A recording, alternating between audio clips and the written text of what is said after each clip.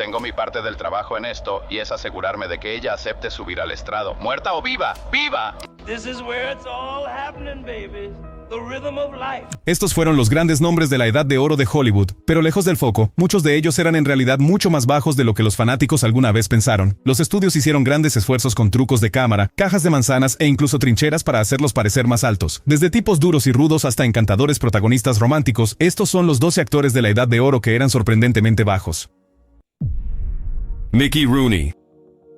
Con una estatura de solo 1,57 metros, Mickey Rooney ostenta el récord por ser uno de los hombres principales más bajos en la historia de Hollywood, pero eso no le impidió convertirse en la estrella número uno de taquilla de MGM a finales de la década de 1930 y principios de 1940. Con su energía inagotable, su encanto de ojos abiertos y su carisma interminable, Rooney fue la estrella de la exitosa serie de Andy Hardy y brilló en la pantalla en musicales junto a Judy Garland. A diferencia de otros actores bajos que constantemente luchaban por parecer más altos, el tamaño de Rooney realmente funcionó a su favor al principio. MGM lo comercializó inteligentemente como el chico de al lado de Estados Unidos, lo que significaba que su pequeña estatura encajaba perfectamente en el papel de un adolescente incluso cuando ya tenía más de 20 años. En esas películas de Andy Hardy, su estatura no era un problema en absoluto. De hecho, se convirtió en parte de su encanto. I am a Yankee Doodle boy.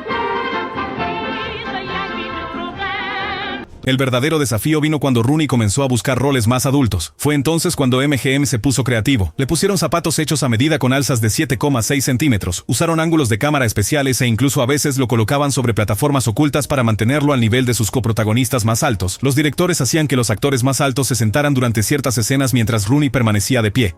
El director de fotografía Harold Roson incluso ideó trucos de iluminación para hacer que la sombra de Rooney se extendiera más alta por las paredes, dando al público una sensación subconsciente de mayor altura. No quería ser brusco contigo, pero uno se cansa de que la gente sienta lástima por él, llega a no gustarle. Los diseñadores de vestuario también hicieron su parte, vistiéndolo con patrones verticales y cortes elegantes que lo hacían parecer más delgado y alto. Pero aquí está el detalle sobre Rooney. En lugar de huir de su altura, eventualmente la aceptó. A medida que su fama adolescente se desvanecía, comenzó a asumir papeles donde la diferencia de altura se usaba para reír, especialmente cuando se emparejaba con actrices altas. Esa adaptabilidad, junto con su capacidad para reírse de sí mismo y convertir lo que otros veían como una debilidad en una fortaleza, mantuvo su carrera prosperando durante décadas. A lo largo de más de 80 años, Rooney nunca permitió que su altura lo detuviera. En entrevistas, a menudo señalaba que aunque no era alto, estaba entre gigantes en la industria. Los directores que trabajaron con él sentían lo mismo.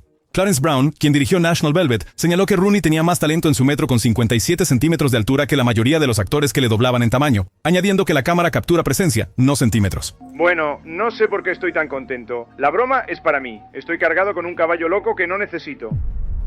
Edward Robinson. Edward Robinson medía solo 1,65 metros. A primera vista no parecía una estrella de Hollywood. Cuando llegó a Nueva York a los 10 años, recién llegado en barco desde Bucarest, solo hablaba yiddish y rumano. No era alto, no era clásicamente guapo, y en un escenario de Broadway apenas parecía un protagonista, pero Robinson convirtió lo que parecía una debilidad en su mayor arma. Pasó horas frente a espejos, dominando cada curva de sus labios, cada caída de sus cejas y una voz que impactaba como un martillo. Cuando la gente se reía de la idea de un pequeño gángster, él respondía con una voz ronca que llenaba la sala. Luego vino la película Little Caesar el 9 de enero de 1931. Robinson interpretó a Rico Bandello, un despiadado jefe de la mafia, y de repente a nadie le importó su estatura.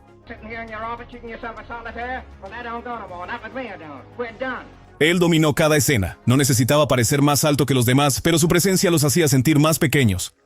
La revista Time escribió que su estatura de 1,65 metros llenaba la pantalla de amenaza, y no era una exageración. Warner Brothers se puso nervioso. Temían que el público no aceptara a un jefe criminal que tenía que mirar hacia arriba a todos. Entonces el estudio infló su altura, afirmando que medía 1,75 metros. Lo filmaron desde ángulos bajos y hicieron que los actores más altos se encorvaran o se sentaran, pero el éxito contó la verdadera historia. La película Little Caesar costó alrededor de $280,000 en su realización y ganó más de $1,5 millones en medio de la Gran Depresión. Robinson no solo les demostró que estaban equivocados, sino que también cambió las reglas. Para 1933, él estaba ganando $85,000 por película, lo equivalente a casi $2 millones en la actualidad. No, solo me estás dando muchas más buenas razones por las que tenemos que atrapar a Costain. Bueno, podrían ser razones para nosotros, pero eso no significa que lo sean para ella. Incluso ganó algo que raramente se da, la aprobación del guión, un privilegio usualmente reservado para estrellas como Clark Gable. Robinson lo ganó escena por escena. Fuera de la pantalla, su estatura también se volvió parte de su historia. Durante la Segunda Guerra Mundial, se ofreció como voluntario para misiones peligrosas al frente de batalla con la USO. Cuando le preguntaron por qué, bromeó diciendo que un objetivo de 1,65 metros le daba a los nazis la mitad de la oportunidad. Detrás del humor había un verdadero coraje. A lo largo de los años donó más de $250,000 a causas antifascistas y construyó una colección de arte valorada en $3,000, $500,000 en 1956. James Cagney. James Cagney era el tipo rudo que podía iluminar la pantalla con una sola mirada, pero a menudo interpretaba a jefes de la mafia y luchadores más grandes que la vida, y medía solo alrededor de 1,65 metros de altura. En una ciudad que valoraba a los hombres principales altos y dominantes, él era una de las estrellas más bajas en dominar la pantalla.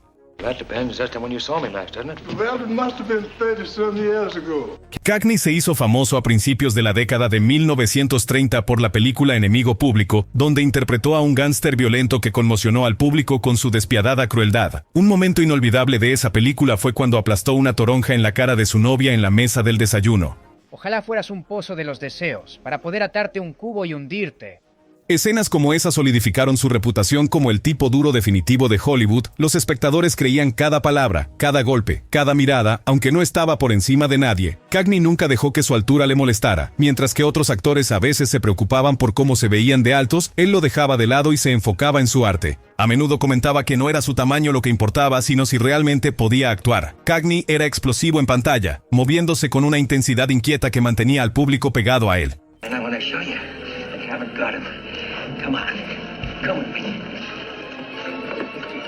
También tenía una voz y una rapidez de entrega que hacían que sus personajes fueran inolvidables. A nadie le importaba si medía 1,75 metros cuando llenaba la pantalla con tanta fuerza. Fuera de la pantalla, Cagney era conocido por ser humilde y sorprendentemente reservado en comparación con muchos de sus colegas. Incluso intentó dejar Hollywood en ocasiones, frustrado con el sistema de estudios, pero su popularidad lo mantenía regresando. Humphrey Bogart.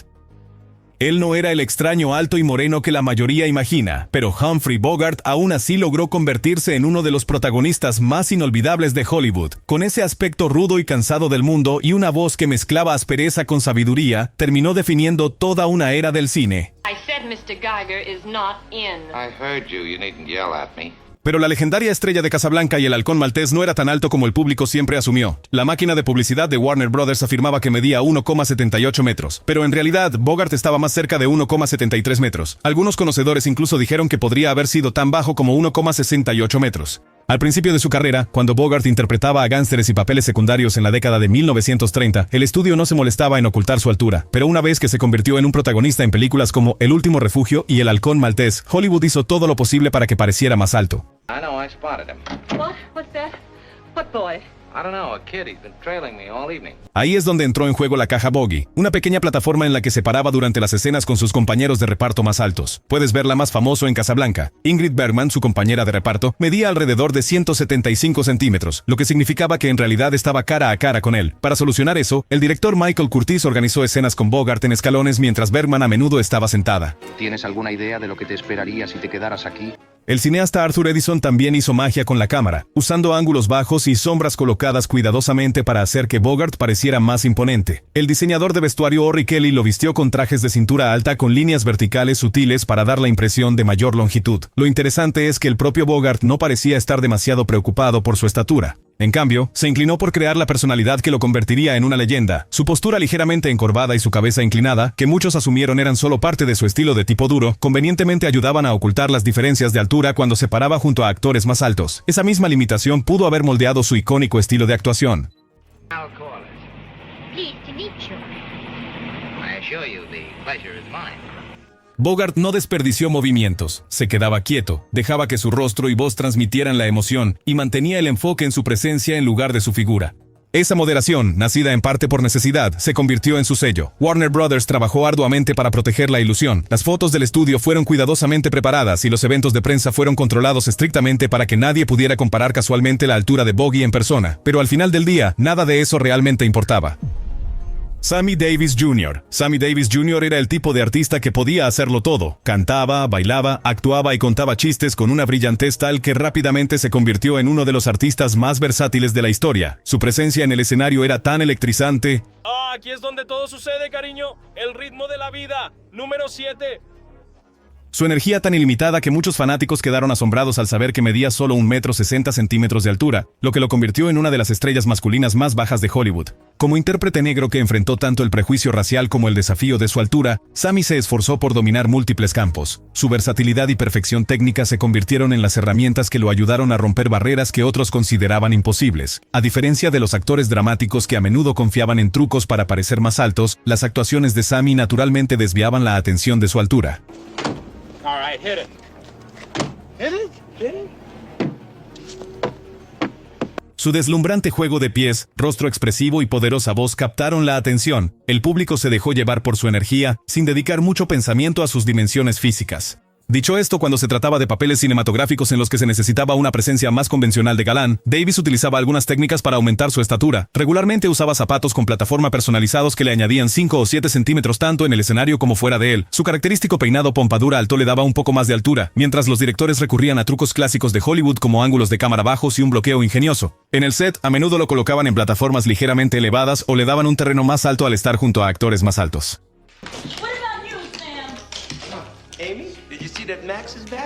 Su tiempo con The Rat Pack podría haber sido visualmente incómodo dado que a menudo compartía el escenario con estrellas mucho más altas como Dean Martin y Frank Sinatra, pero el grupo ingeniosamente lo solucionó. Su coreografía y puesta en escena colocaban a Sammy en constante movimiento mientras los demás permanecían más estáticos, creando una sensación de energía que borraba la diferencia. A diferencia de muchas estrellas que eran muy inseguras acerca de su altura, Sammy a menudo se reía de ello. Usaba el humor autocrítico como parte de su encanto. En un espectáculo del Rat Pack, cuando Dean Martin lo molestó sobre su estatura, Sammy inmediatamente respondió: "Puede que te esté mirando hacia arriba físicamente, pero musicalmente tú me estás mirando hacia arriba a mí". Esa ingeniosa respuesta resumía perfectamente su confianza. El mismo Sammy una vez lo explicó mejor en una entrevista. Ser un hombre negro, bajo y con un solo ojo en el mundo del espectáculo significaba que tenía que ser 10 veces mejor que los demás solo para recibir la mitad del reconocimiento, así que me convertí en eso, 10 veces mejor. Buster Keaton medía solo 1,65 metros de altura, sin embargo se convirtió en uno de los nombres más importantes en la historia del cine mudo. Nacido en 1895 como Joseph Frank Keaton, fue introducido al escenario cuando era niño, cuando su padre lo llevó al acto de vodevil de la familia, pero esto no era una rutina suave de padre e hijo. Su papá literalmente lo lanzó por el escenario, incluso cosió una manija de maleta en la parte trasera de su disfraz para poder balancearlo como equipaje. Parecía brusco, pero le enseñó a Buster a caer por las escaleras, rodar por los tejados y atravesar escenarios sin sufrir heridas serias. Aprendió a girar en el aire, a aterrizar de lado y a proteger su cabeza cada vez. Eso fue el comienzo de su magia. Para 1917, Buster pasó del escenario a la pantalla. De repente, toda esa dolorosa práctica tenía un nuevo propósito. Su estructura más pequeña realmente le ayudó. Con su centro de gravedad a poco menos de 1 metro del suelo, era más estable que los actores más altos. Un profesor de física incluso explicó que Keaton podía soportar golpes que derribarían a un hombre de casi 2 metros de altura porque su cuerpo era un 10 a 12% más difícil de voltear, y Keaton hizo pleno uso de eso. Realizó acrobacias que nadie más se atrevió a intentar. En Sherlock, Jr. de 1924 se aferró a la boca de agua de un tren mientras 2.000 litros de agua caían sobre él, arrojándolo a las vías. El impacto le fracturó el cuello, pero no se dio cuenta hasta que los médicos descubrieron la lesión 11 años después durante una radiografía. Aún así, ese no fue su momento más peligroso. En Steamboat Bill, Jr., desde 1928, una fachada de edificio de 1.818 kilogramos colapsó hacia él, perdiendo su cabeza por solo 7 centímetros. Sobrevivió porque había marcado cuidadosamente el lugar exacto para pararse la noche anterior. Para 1927, Hollywood reconoció su genialidad. Ganaba $3.500 a la semana, que equivale a alrededor de $60.000 hoy en día, e incluso tenía su propio estudio. Aún así, la gente bromeaba sobre su altura. En el general, los soldados de la guerra civil, que medían más de 2 metros, lo hacían ver como un niño tamborilero fuera de lugar. En nuestra hospitalidad, los actores usaban zancos para parecer más pequeños. En lugar de ofenderse, Keaton lo aceptó con gusto. Su rostro inexpresivo nunca cambiaba, sin importar cuán caótica fuera la escena, y esa expresión se convirtió en su sello distintivo. El público lo llamaba la gran cara de piedra. George Raft. George Raft ganó su reputación en los años 30 y 40 como la presencia fría y amenazante detrás de algunos de los personajes más peligrosos de la época. Películas como Scarface y Each Down I Die mostraron un estilo elegante y discreto que lo hizo inolvidable. El pasado de Raft como bailarín profesional jugó un papel importante en la formación tanto de su actuación como en la forma en que Hollywood manejó su altura. Se movía con una quietud controlada, rara vez usando gestos amplios.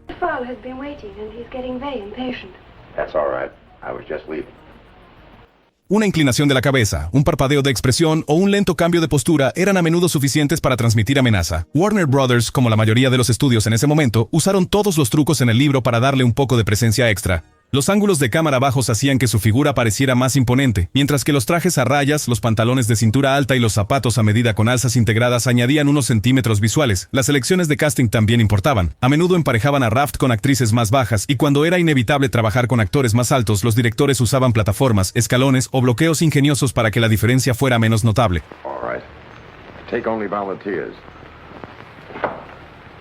Su complexión compacta y atlética le daba una especie de energía contenida, como un resorte listo para romperse en cualquier momento. Como lo expresó el historiador de cine Eddie Muller, Raft no necesitaba imponerse sobre nadie para ser aterrador. Su quietud y esos ojos fríos e implacables eran toda la amenaza que necesitaba. Por supuesto, los departamentos de publicidad trabajaron horas extras para pulir la ilusión. Las biografías de estudio a menudo lo estiraban a 1,78 m o incluso 1,83 m, mientras los fotógrafos organizaban cuidadosamente las fotos grupales para hacerlo parecer más alto. Sin embargo, Raft no parecía estar demasiado preocupado. Esa actitud práctica dio sus frutos.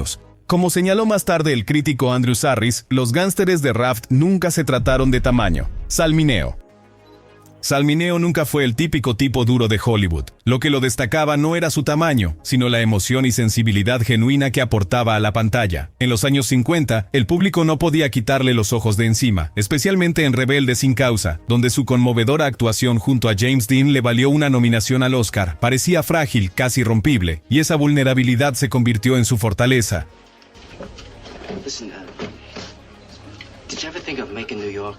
La mayoría de los fanáticos nunca se dieron cuenta de que Sal medía solo alrededor de 1,68 metros. En Hollywood, donde la altura podía hacer o deshacer una carrera, este no era un detalle menor. Los directores tenían que tener cuidado con los ángulos de cámara, la disposición y hasta el vestuario para asegurarse de que su estatura no eclipsara a su personaje.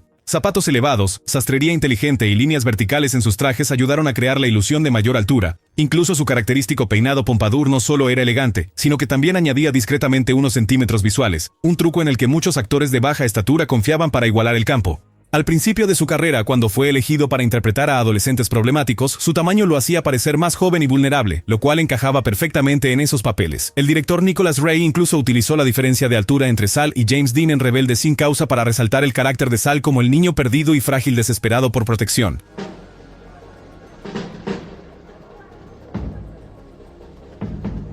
El desafío llegó más tarde. A medida que Sal crecía y trataba de dejar atrás su adolescencia, su altura se convirtió en un obstáculo. Se esperaba que los protagonistas de Hollywood fueran figuras altas e imponentes, y Sal no encajaba en ese molde. A menudo era encasillado o pasado por alto para papeles que tenía el talento para interpretar simplemente porque no cumplía con los estándares limitados de la industria.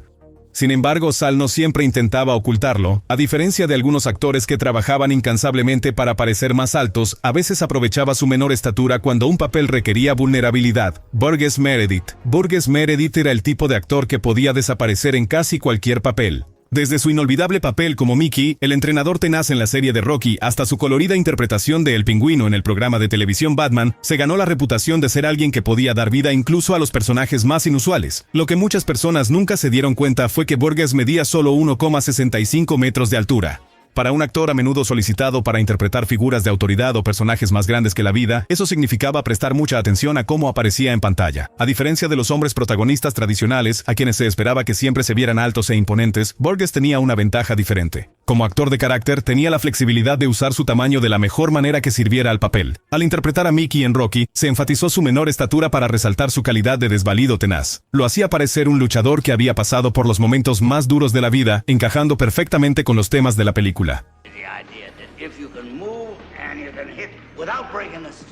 Pero en otros papeles, especialmente cuando interpretó a oficiales militares o figuras de autoridad, los directores se apoyaron en los trucos habituales de Hollywood. Burgess a menudo usaba zapatos con alzas, se paraba en plataformas elevadas y se beneficiaba de ángulos de cámara que lo hacían parecer más alto e imponente. Lo que lo diferenciaba era cómo su voz compensaba su modesta altura. Su tono era rico, resonante y lo suficientemente poderoso como para llenar cualquier habitación. El director John Huston una vez dijo: Burgess no necesita altura, tiene una voz que llena cualquier habitación y atrae la atención sin importar su tamaño. Esa dominancia vocal hacía que la dimensión física pareciera casi irrelevante. Meredith también desarrolló un estilo físico único. Se movía con precisión, usaba gestos económicos y mantenía una postura impecable. Esto le dio a sus actuaciones peso y presencia mientras ayudaba a manejar cómo aparecía su altura en la pantalla. A diferencia de algunos actores más bajos que compensaban en exceso con energía exagerada, Burgess mostró un control notable. Su moderación creó un tipo diferente de poder, uno arraigado en la sutileza, la técnica y la precisión. Batman and Robin will never...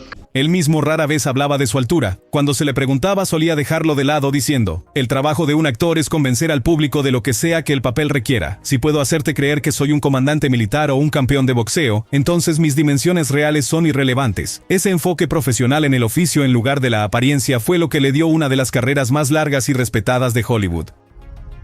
Frank Sinatra. Su forma de cantar suave y presencia magnética lo convirtieron en uno de los artistas más icónicos del siglo XX. En el escenario y en la pantalla proyectaba un carisma tan imponente que el público asumía que debía ser una figura alta e imponente. Pero la verdad era diferente. Sinatra medía aproximadamente 1,70 metros y algunos relatos sugieren que podía haber sido un poco más bajo.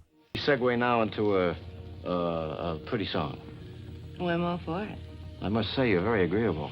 En un Hollywood que ponía tanto énfasis en la estatura física, su altura tuvo que ser cuidadosamente manejada a lo largo de su carrera. Su fama como cantante creó una imagen en la mente del público antes de que la mayoría de las personas lo vieran. Para cuando apareció en las películas, esa suposición jugó a su favor. Aún así, cuando Sinatra pasó a la actuación seria, especialmente después de su actuación ganadora del premio de la Academia en De aquí a la eternidad, Hollywood utilizó todas las herramientas disponibles para realzar su presencia en pantalla. Regularmente usaba zapatos de plataforma hechos a medida que añadían aproximadamente 5 a 8 centímetros a su altura. Los cinematógrafos se apoyaron en ángulos de cámara bajos mientras los directores cuidadosamente montaban escenas para evitar llamar la atención sobre la diferencia entre Sinatra y sus compañeros de reparto más altos.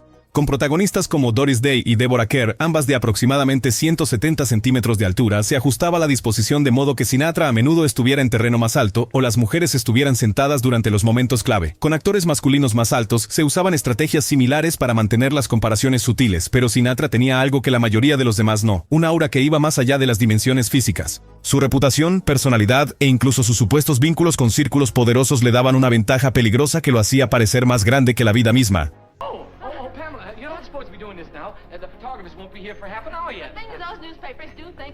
El director Gordon Douglas dijo una vez, Frank se comportaba como el hombre más importante de cualquier habitación, y porque él lo creía, todos los demás también lo hacían. A diferencia de muchos actores más bajos que luchaban con inseguridad, Sinatra parecía estar a gusto consigo mismo. Aunque siempre usaba zapatos con alzas en público, no parecía ser demasiado sensible respecto a su altura. Esa tranquila confianza solo reforzaba su imagen. Esto era especialmente cierto en su vida personal. Su matrimonio con Mia Farrow, que medía alrededor de 1,75 metros y lo sobrepasaba visiblemente en público, demostraba que no temía al contraste. En lugar de disminuir su imagen, lo hacía parecer aún más seguro de sí mismo. Alan Ladd. Cuando la mayoría de la gente piensa en un galán de Hollywood, se imagina a alguien alto, de hombros anchos y guapo incluso fuera de cámara. Alan Ladd, una de las mayores estrellas de las décadas de 1940 y 1950, rompió completamente ese esquema. Se convirtió en uno de los tipos duros originales de Hollywood en la taquilla, conocido por sus ojos penetrantes y su intensidad tranquila en películas como Esta pistola para alquilar y Shane. En pantalla, parecía más grande que la vida. Fuera de la pantalla, él medía aproximadamente 1,68 metros, aunque algunos incluso afirmaban que era más bajo. Se consideraba inusualmente pequeño para el tipo de papeles duros que interpretaba, pero eso nunca le impidió convertirse en una leyenda. Lo que la mayoría de las audiencias nunca se dieron cuenta fue de lo cuidadosamente que se disfrazaba su altura. Los directores usaban ángulos de cámara bajos, plataformas de madera y alzas en sus zapatos para evitar que pareciera más bajo que sus coprotagonistas. Pero lo que realmente lo sostenía no eran trucos o ilusiones. Era su presencia. La intensidad tranquila y reflexiva de Ladd le hacía creíble como detective, soldado o pistolero. No necesitaba centímetros extra para parecer imponente. Sus ojos y su voz hacían el trabajo.